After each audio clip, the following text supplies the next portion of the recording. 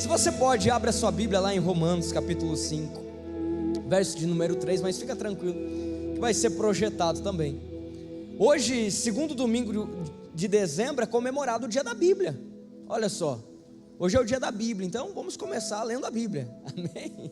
Olha que interessante, vamos ler do 3 ao 5.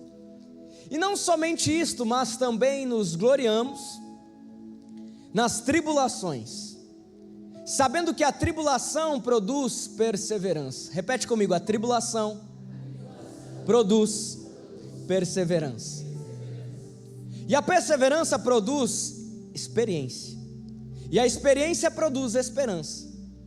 Ora, a esperança não nos deixa decepcionados, porque o amor de Deus é derramado em nosso coração pelo Espírito Santo que nos foi dado. Em outras palavras, Paulo está falando através desse texto que eu e você precisamos nos alegrar em todo o tempo. Em outras palavras, ele está falando assim: ei, alegre-se em todo o tempo, alegre-se, viva uma vida feliz, crendo que Deus está no controle. É isso que ele está falando. Está falando que na tribulação é para que eu tenha perseverança, é para que eu continue confiando. A perseverança, ela gera em mim esperança, crendo que existe algo preparado da parte do Senhor para a minha vida. Então Paulo está falando assim: olha, em tempo e fora tempo, na alegria, na tristeza, esteja feliz em Deus, esteja feliz no plano do Senhor para a sua vida. Quantos aqui são felizes no plano do Senhor para a sua vida? Agora, como permanecer feliz em um dia difícil? Como permanecer feliz? Como permanecer feliz em meio a uma situação que você não consegue resolver? Em meio a uma fase que parece nebulosa, em meio a uma fase que parece complicada. Agora entenda que uma fase não é uma vida. Repete comigo: uma fase não é uma vida. Por que eu digo isso? Porque para todo problema Deus já deu uma solução. Para todo problema Deus já te deu uma alternativa para que você saia desse problema.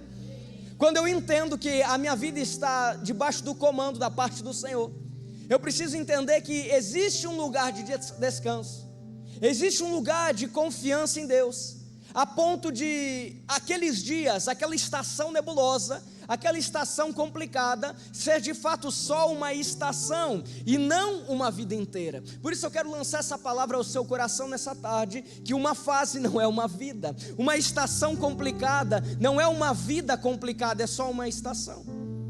E entenda que se Deus tem planejado tudo da parte do Senhor, o que nos cabe é descansar nele, descansar que de fato Ele tem os planos da parte do Senhor.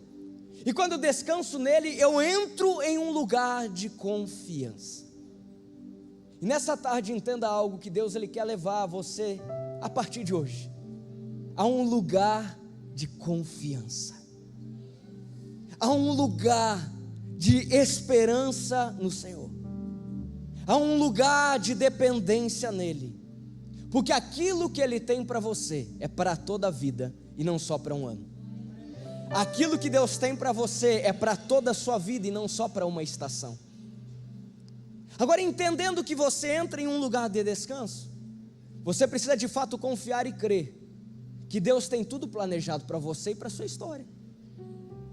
O Senhor tem tudo planejado para você e para a sua família.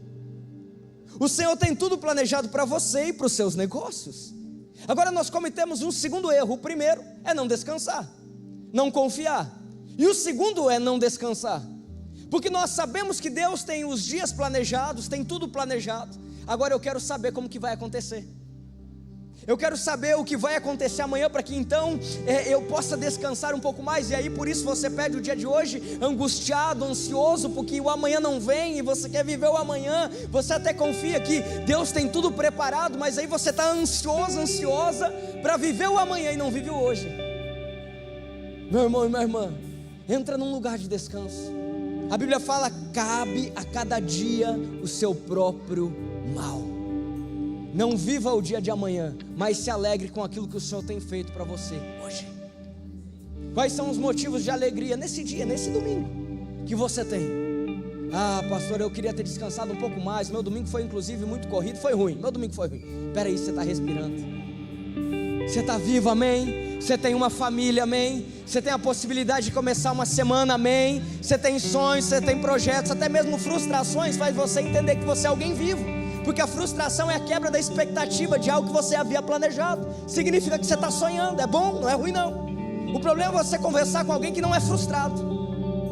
O problema é você conversar com alguém que é acomodado. Está tudo bem, está tudo certo. Se o vento virar, as coisas vão melhorar. Até a frustração é bom para quem entende que nasceu aqui nessa terra não para sobreviver, mas para viver tudo aquilo que Deus tem planejado para você. Entenda que Deus, Ele estabelece um tempo, um favor, um cuidado da parte dEle. E o cuidado da parte do Senhor não é para uma semana. O cuidado da parte do Senhor não é para um mês. O cuidado da parte do Senhor não é só para 2022, como também não foi só para 2021, como também não foi só para 2020. O cuidado da parte do Senhor é para toda a sua vida. E quando eu e você nós entendemos que Deus está cuidando de nós, dos nossos, da nossa casa, de tudo que a gente coloca a mão, nós passamos a entender algumas coisas, como por exemplo, a bênção corre atrás. Repete comigo, a bênção corre atrás de quem descansa no Senhor. Olha o que acontece com Davi. Davi está lá sendo um pastor como um dia normal. Eu amo a história de Davi, e ela se encaixa em tantas coisas para que nós possamos aplicar na nossa vida. E Davi, ele não foi convidado para estar no ambiente do profeta. A casa receber um profeta naquele tempo, gente, como você receber uma pessoa de alto escalão nos dias de hoje da sociedade. É preparar um banquete, é uma festividade, não é algo normal. Naquele dia, o profeta Samuel iria visitar a casa do pai Jessé, o pai de Davi. E naquele dia, Davi não foi convidado para aquele banquete, porque nem a família dele acreditava nele, porque nem a família dele dava credibilidade para ele, porque nem a família dele acreditava que ele tinha potencial. Hoje eu conversava com uma pessoa, até foi engraçado, porque enquanto ele falava, eu pensava, olha, eu vou usar isso na pregação à noite. E ele falou assim, olha, minha avó teve 12 filhos, e um belo dia, eles foram perceber que o 12º não estava em casa, quando todo mundo foi dormir, e a cama do 12º estava vazia. Eu falei assim, como assim? Não, é que eu questionei minha avó, como é que eles faziam para cuidar de tanta gente? Aí ela me falou assim, ó, meu filho, cada um cuidava de si, se virava, o mais velho cuidava do mais novo, e assim ia, se criavam. Imagina que nesse contexto, Davi, o mais novo de uma família de vários irmãos, é da mesma forma. O pai não dava credibilidade para ele, era o mais novo. O pai, numa linguagem atual, não dava moral para ele, não olhava com os olhos de alguém que de fato tinha um potencial. Assim talvez como você, que quando você entende que Deus ele tem uma palavra para a sua vida, mas quando você olha para o seu retrospecto, não tem nenhum líder, não tem nenhum empresário, não tem nenhuma pessoa que saiba falar bem, não tem nenhum crente na sua casa, mas tudo isso Deus já tem colocado no seu coração para que você viva. Mas você olha para o seu contexto, você não tem referência de líder, você não tem referência de empresário, aí você para e se questiona, Deus, por que eu? Porque você tem promessa, porque você tem palavra. Davi tinha palavra. Davi tinha um coração segundo o coração de Deus, e isso fez ele, em meio ao pasto, ser chamado para reunião. Sabe por quê? Porque aqueles que têm promessa, Deus manda te chamar. Quem tem promessa, Deus manda te chamar.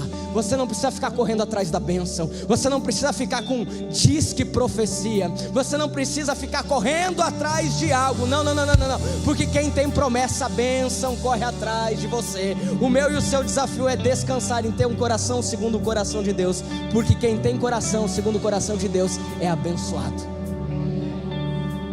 A bênção corre atrás de alguém que entendeu um lugar de descanso. A bênção corre atrás.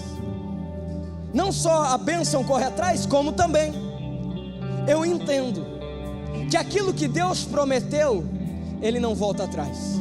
Repete comigo: aquilo que Deus planejou, Ele não muda. A história conta que Moisés nasce em um contexto onde o filho homem de mulher hebreia deveria ser morto ao nascer. O faraó chama as mulheres hebreias, as parteiras, num tempo onde o povo hebreu estava crescendo de uma forma muito acelerada.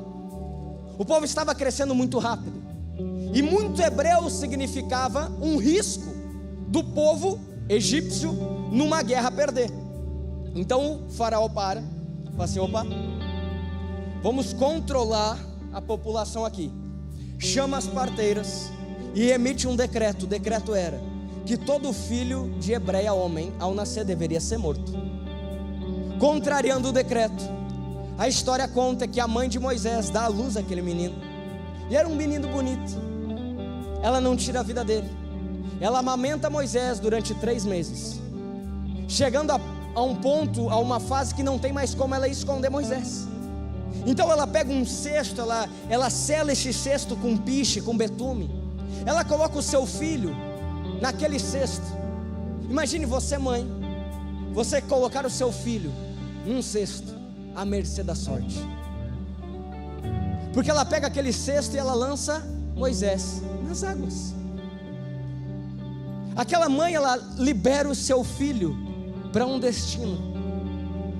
A história fala que Moisés é lançado nas águas, que até então ele não tinha nome. Passado alguns metros, a filha do faraó está se banhando, percebe que tem um cesto navegando ali, manda que as suas serviçais peguem, elas vão lá, pegam o cesto, chegam até ela, abrem o cesto e ali tem um menino.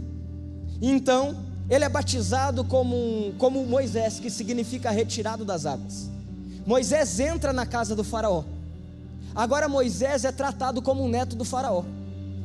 Passado um tempo, Moisés vê um egípcio brigando com um hebreu, vai lá e mata o egípcio. Precisa sair correndo, fugido, porque senão ele seria morto. Preste atenção, para quem tem promessa, Deus não volta atrás. Passado um tempo, Moisés está lá cuidando das ovelhas do seu sogro Jetro, no meio do deserto, como um dia normal, quando de repente a sarça está pegando fogo. Era comum a sarça pegar fogo. O que não era comum é ela não parar de pegar fogo. Mais do que isso, o que não era comum era a sarça falar. Moisés, percebendo que aquela sarça não para de pegar fogo, se aproxima daquele arbusto, e quando ele se aproxima daquele arbusto, o anjo do Senhor fala com ele: ei, vai lá diante do faraó, porque você foi levantado para ser libertador do Egito. Está entendendo? Que Moisés, desde o ventre da mãe dele, já tinha uma palavra da parte do Senhor. Ele foi colocado no ambiente da palavra. Agora, por uma atitude falha, ele atrasa o cumprimento da promessa. Aquilo que Deus prometeu para você, Ele não volta atrás. Agora, não atrase o cumprimento da promessa dele na sua vida. Não atrase. Aquilo que Deus tem para você é para toda a vida. O favor, o cuidado, a promessa é para toda a vida. Agora, o meu e o seu desafio não é olhar para os dias de dificuldade. O meu e o seu desafio não é olharmos para os dias que nos afastamos da presença dEle. O meu e o seu desafio é olharmos para aquilo que Deus tem a partir de hoje para nós. Eu não sei como que você entrou por aquela porta, mas eu sei como que você pode sair. Como alguém que quer viver as promessas da parte do Senhor. Como alguém que entende que Deus está cuidando de você. Como alguém que entende que existe um lugar de descanso, de confiança, de dependência. Eu sei que você pode sair por aquela porta como alguém que não anda abaixo de probabilidades daquilo que você está vendo, mas empoderado por aquilo que você sabe do céu. Deus tem promessa para você. Descansa nele, mas ande debaixo dessa promessa. Amém.